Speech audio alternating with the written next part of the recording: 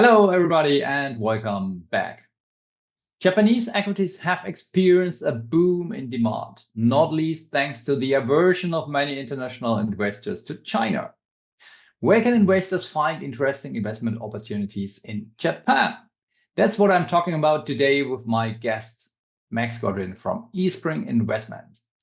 Max is a portfolio manager in the Japan equity focus team and is responsible for managing the team's Japan smaller companies strategies. A warm welcome, Max. Well, thank you very much, Thomas. So, the Bank of Japan is sticking to its ultra loose monetary policy, accepting inflation. How will this affect Japanese companies and especially small caps? The first point to mention is that we're contrarians. So how we would approach, any kind of macro or regime is to say, let's look for those companies which maybe have been suffering because of it, but it's likely to be transitory. Or let's look for those companies which are likely to be beneficiaries if it changes. Of it, I mean, partly because of the weak yen, you've had a lot of imported inflation. And so we tend to kind of look for those stocks in terms of what comes up on our screens as cheap and been underperforming and contrarian. We look for those stocks, for example, retailers, which they will tend to import their products from overseas and then sell them. It takes a while for them to pass on any kind of cost increases, mark that up, and pass it on to consumers. So I think that's an opportunity for a number of retailers that we managed to pick up quite cheap. And then I think the other thing is the kind of pickup or the ripple through of inflation into the economy has been a bit uneven. That goods tend to get repriced faster, and then you have kind of services, and now that's coming through. So we own a number of kind of service providers where they're recently starting to get traction on increasing their selling prices to consumers. And then, of course, the Bank of Japan is sticking to its ultra loose monetary policy, but no one knows quite how long it's going to last. And everyone thinks that at some point it'll end. And, because of that, for example, we owned a bunch of regional banks coming into this just because we think that they were effectively pricing in, negative rates forever. And while we don't particularly, that might happen, but we tried to buy incumbent banks which were doing well anyway, even if kind of rates stay at zero or negative. So if there's any improvement, then these companies' businesses are very leveraged to interest rates, obviously, to big domestic loan book, and they're already starting to see benefits of that. So I think there's a whole raft of thematic type changes going on due to the ultra loose monetary policy. And hopefully, I think what everyone hopes for is that this current kind of inflation and wage reflation and that kind of thing creates it enables Japan, to escape from the 30, 40-year kind of deflationary mindset. And if they can if it continues, and I think the key thing to watch for is the spring wage negotiations and an ongoing wage hikes this year. But if you get a kind of continuing virtuous cycle of slight low but slight inflation, wage increases, reflationary environment, companies have so much cash, individuals have so much cash, they're likely to start spending. They're likely to start buying equities, which have a very good dividend yield at the moment. If the ultra loose monetary policy can really achieve its goal, which is to kind of create a reflationary mindset in Japan, and there's a lot of evidence that it's happening, then this is very, very big news for the country and the economy and for the stock market. Globally, small caps are often considered undervalued compared to large caps. So, does this valuation discount exist for Japanese small caps as well? And what does it look like? You're absolutely right. I mean, Japanese small caps are all generally they trade at a discount to big caps, just as in the rest of the world.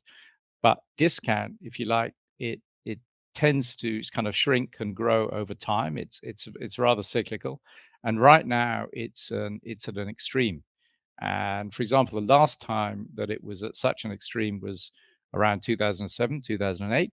And after that, you had 10 very good years for our strategy in small caps and kind of 10 years or so when small caps outperform big caps. So, Of course, there's no guarantee that it's going to happen again this time round, but the odds are pretty high that, in some ways, and you can go back 30 years or so, you can see that when the kind of valuation discount cycle widens to the kind of current level of extremes, going forward, it tends to snap back up again. So I think it's a very kind of positive sign for Japanese small caps. Apart from a possible general economic recovery, what are the key undervalued segments or themes within the Japanese small cap market that offer attractive long-term growth potential? I think first of all, the obvious theme that is particularly relevant in small caps is these kind of TSE reforms, where the Tokyo Stock Exchange has been targeted listed companies which are below price to book, which have a low ROE, below their cost of capital. And I think the point is that if you compare kind of small caps to big caps, there's a much bigger proportion of the small cap universe that tends to apply to, they trade below book. And and they have a low ROE. And the kind of reason for this really is often in the balance sheets, that the balance sheets are too good. They have too much net cash relative to market cap.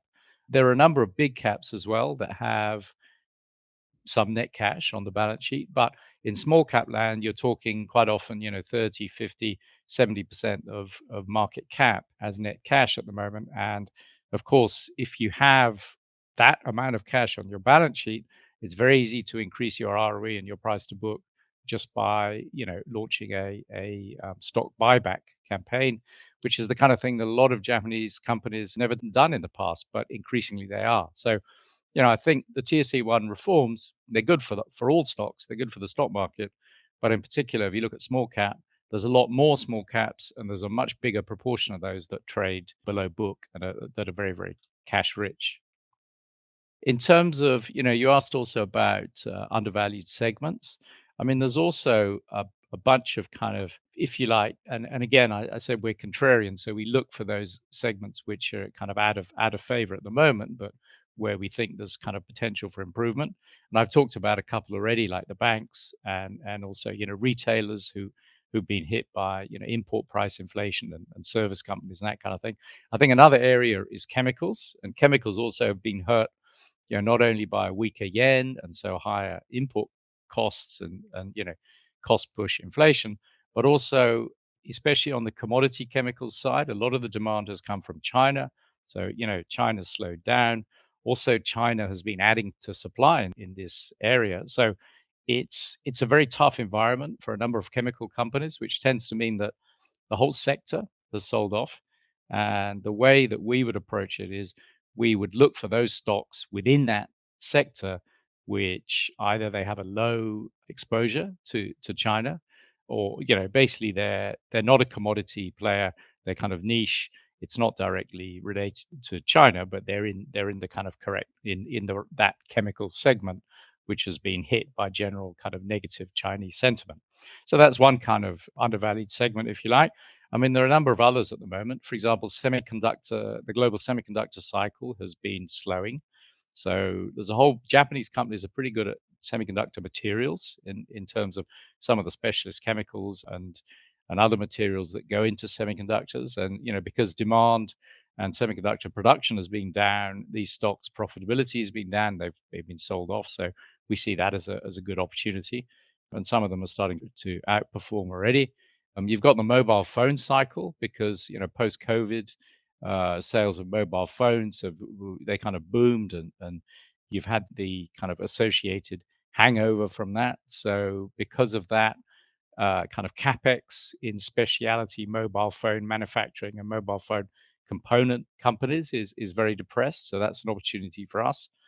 Same with machine tools. So there's a number of kind of areas of the market where the companies are struggling at the moment, but we think that going forward things could and should, and on a kind of sustainable basis for a long-term investor like ourselves, things should get better. So again, it's a good stock pickers market for us at the moment. So you already mentioned the elephant in the room, China. And given the geopolitical tensions in Asia, so how do you mitigate risks associated with specific sectors and companies and industries in Japan? I think the same way, because we're kind of longer term investors, when we look at a company, we're always thinking, not what is it earning this year, but what is it going to earn, say in 3 or 5 years' time, or on a sustainable basis on average. So, and of course, this level of earnings in any company can be affected by things like interest rates, the yen, input costs, this kind of thing. So, and yeah, so China, I guess the big question we need to ask ourselves is it really different this time in China? Is it a just a cyclical slowdown, or is there something structural about it? And with things like the yen weakness, we tend to assume that it's not really structural, and that at some point, in our models, the yen is going to go back to 120 or 130 or something like that. Interest rates, probably they're going to change at the margin.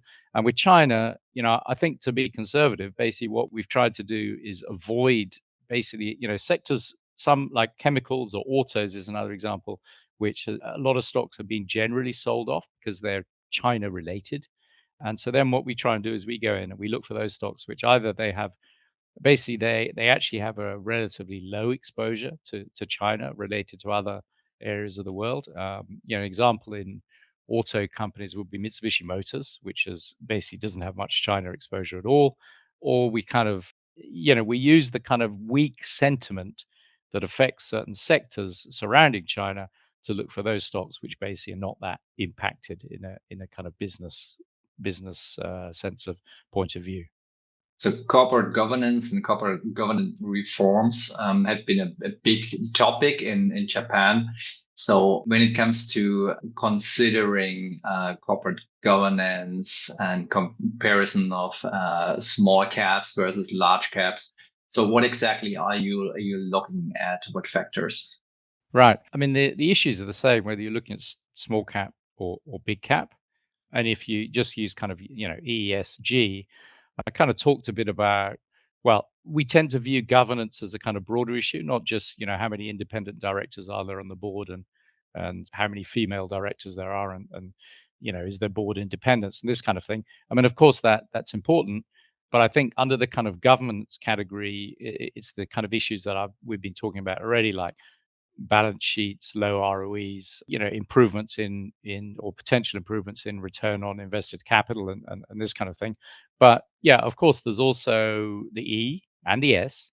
So we would look at the E as well, in terms of, there may be a company, for example, which is very pollutive, and yet they're has a big carbon footprint, and yet they're looking at ways and means, and they're investing in to kind of reduce this carbon footprint.